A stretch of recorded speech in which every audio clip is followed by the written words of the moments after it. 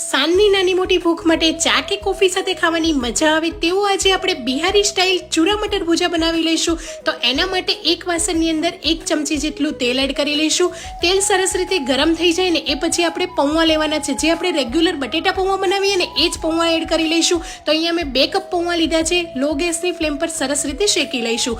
પૌવા એકદમ સરસ ક્રિસ્પી થાય ને ત્યાં સુધી એને શેકવાના છે. થોડો કલર ચેન્જ થઈ જશે અને આ રીતે તમે મસળશો ને તો એકદમ ક્રિસ્પી થઈ જશે. તો હવે એને એક પ્લેટમાં કાઢી લઈશું. તે જ વાસણની અંદર ફરીથી આપણે 1 ચમચી તેલ એડ કરીશું. તેલ સરસ રીતે ગરમ થઈ જાય એટલે 2 સૂકા મરચાં કટ કરીને એડ કરી દઈશું. થોડા એવા કાચા સિંગદાણા અને અડધો કપ જેટલા ફ્રેશ લીલા વટાણા એડ કરીને ઢાંકી દઈશું.